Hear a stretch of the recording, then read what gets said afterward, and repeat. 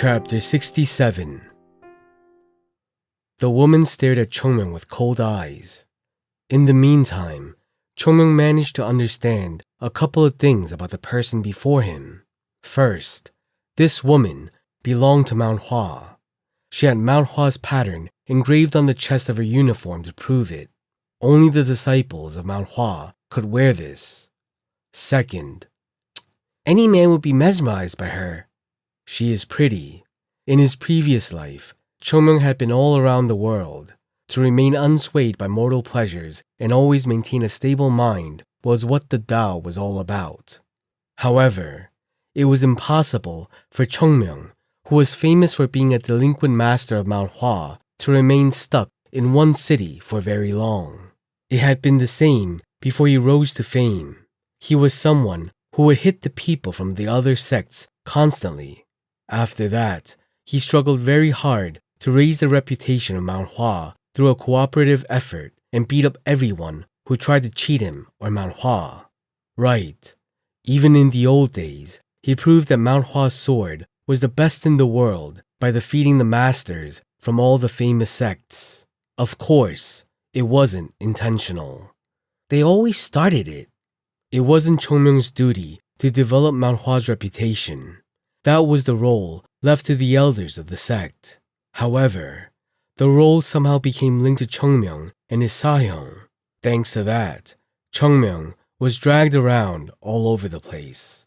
Even then, he had rarely witnessed a woman as beautiful as this mysterious disciple in front of him, although there was a feeling like a flower that hadn't yet fully bloomed, making him wonder how it would look when it finally blooms someday. Ebony hair, eyebrows, pure white skin, and perfectly clear large eyes were impressive. If Chongmyung had been a child with no experience, he might have been overwhelmed by this beauty by now. The problem was that Chongmyung was an old man who suffered and saw too much of this world to be swayed by mere beauty. "Who are you?" "A human." The sword moved closer to his throat. Shit. She doesn't know how to joke. Mount Hua's uniform." Her gaze fell on the chest of Chongmyung as he spoke. "I don't remember seeing your face. Who are you?" "It's my first time seeing you here too." The woman narrowed her eyes. "A third-class disciple?" "Yes. Third-class disciples aren't allowed to go outside the sect gate after sunset. I'm exempt from that rule." "What?" "The sect leader gave me permission." Chongmyung's brazen retort added a chill to the woman's face. "The sect leader?" "Yes." "To a third-class disciple?" "Yes." "A lie." Chongmyung struggled his shoulders without answering. "Go and confirm it yourself. Do you think that a disciple of Mount Hua would lie using the sect leader's name?" The woman's eyes slightly shook. She seemed to believe there was some truth in those words. "So put this sword away first. It might hurt someone." The woman lowered her sword. She couldn't confirm if Chongmyung's words were genuine or not, but she couldn't continue to threaten him after he used the sect leader's name. "But it's wrong to watch other people's training. This is where I regularly train until yesterday, but then someone I don't know suddenly appeared. If I can't investigate and determine who they are, then what do you think I should do?" "You should have come out the moment you notice someone. A stranger I've never seen before suddenly appears near Mount Hua, and you want me to reveal myself without determining their intentions?" The woman gently bit her lip. Her white face turned a slight shade of red. It seemed like she couldn't argue back. She isn't very good with words.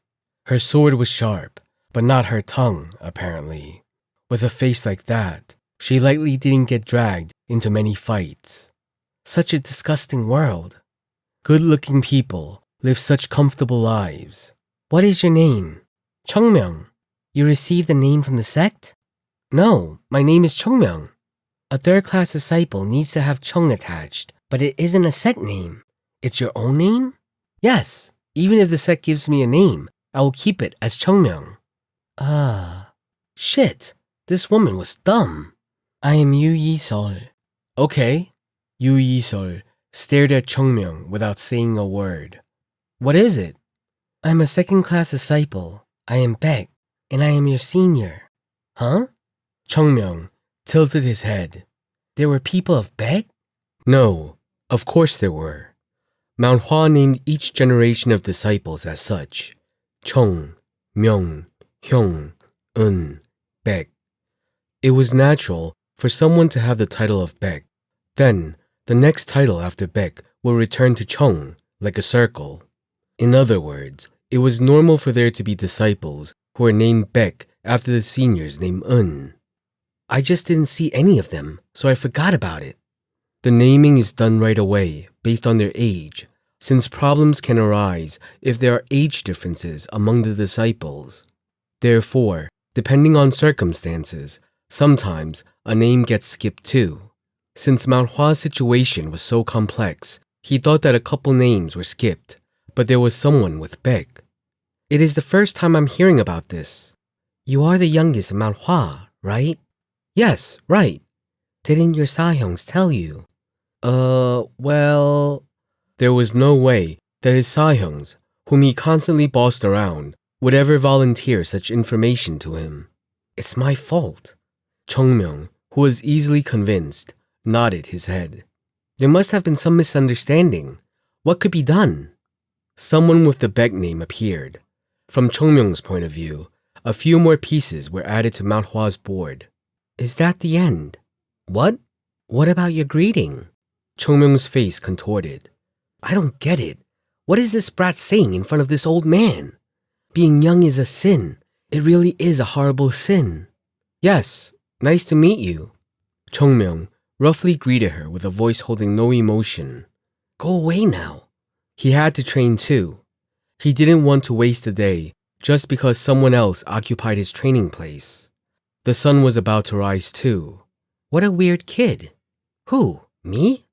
Yu Yi-sol stared at Chungmyeong and spoke with a chilly voice. I am going to check with the sect leader to see if what you are saying is the truth. If you lied, you had better be prepared for the consequences. Chungmyeong replied, By all means, go. Yu Yi-sol stared at Chungmyeong without a word for a long time and slightly shook her head. Really weird. Chungmyeong wanted to spit those words back at her.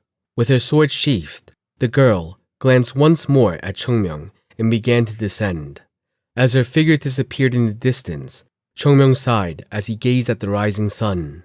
Ugh, my fate. Being treated like a child was horrible. And my training time is almost over. He could still train if he wanted to, but his mind was going through so many questions, he was certain that it would only be a waste of time. Whenever I train, it ends up like this. So much time is wasted just going up and down the mountain. Chungmyeong bit his lip. Maybe it was time to find another training ground.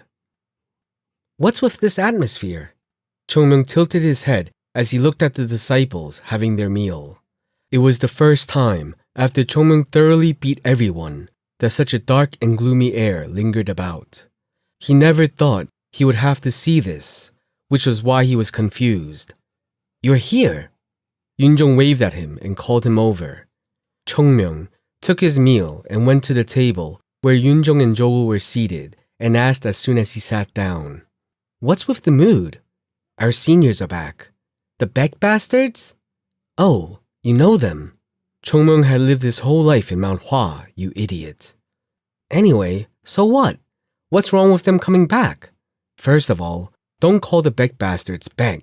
It'll get complicated if they hear you say that. We might get scolded too. Me or you? I need to think about that. Yoonjong had a wry smile. The seniors have been in closed-door training away from Mount Hua. In the past, the training centers weren't well maintained, so they couldn't do any large-scale closed-door training here. So they went to another sect to train? Not exactly. I don't think they went just anywhere. Anyway, so what? What about them is making these kids so gloomy? Do they have bad personalities? Do they bully and beat the other disciples? Unlike someone else, the seniors don't beat us.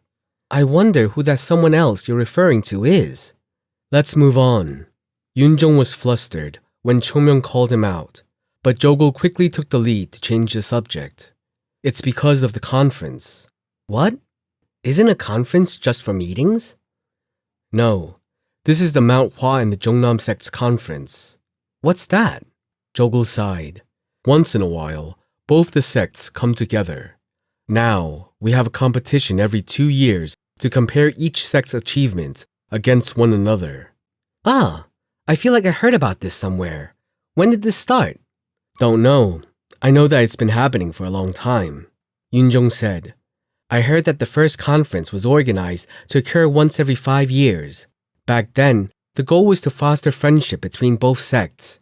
That changed little by little over time, and it's now become an event where the second and third class disciples get together and compete in the name of their sects. Compete? Don't say it's to compete. The answer came from elsewhere. It's called being beaten one-sidedly. Even now, where I got hit still hurts. How can we survive again this time? After seeing what happened, even the seniors went to train for our sake. This is so crazy. Looking around, Chongmyong sighed. Ah, since the elders' fighting would cause trouble, they pushed the fighting onto the second and third class disciples? And we have been beaten all this time? Right. To avoid repeat suffering of our past humiliation, the seniors went into closed room training and only just got back. In other words, the time of the conference is drawing near. Is that so? Chongmyong's lips curled into a smile. Well, we're going to compete with the Jongnam sect, huh? The Jongnam sect? That one? Whether he wanted to or not, each situation lately only made Chongmyong hate the Jongnam sect more. In the past, there was a bit of pity, but after knowing that they copied Mount Hua's sword technique, Chongmyong couldn't even sleep in peace. Competition. In the past, such things never happened. At that time, Mount Hua was the best and the Jongnam sect wasn't great, so such things didn't happen. But now that Mount Hua was weak, were those bastards trying to use their claims of friendship to promote their strength? It wasn't even funny to hear. A friendly meeting with Mount Hua. Chongmyong's eyes shone. No matter how lame Mount Hua is now, it was Chongmyong's child. Only he had the right to destroy it, not some other sect. And those second-class bastards. Chongmyong, please. They are seniors. Just call them seniors, please. Fine, those senior bastards. Are they sure they can win? That's a bit... Yunjong couldn't readily answer. Closed room training was meant to focus on the parts that a disciple lacked, but it was difficult to guarantee how strong they had gotten. Also, despite their achievements, winning still seemed like a distant dream. Then, Chongmyong gritted his teeth. Then we need to win. What? Sahyungs, are you ready to do anything to win? Even take poison? Or break your limbs and bodies? If you can do something to beat those bastards and make a name for Mount Hua, you are all prepared to die, right? No, that doesn't sound right. Wasn't Chongmyong pushing it too far? Don't worry, I'll make you win. I'll turn you all into the best. Well, this man never really followed the path of Tao. Just go to the Green Forest Mountain and turn into one of their bandits already. Why is he even here? Well, this is a mountain too.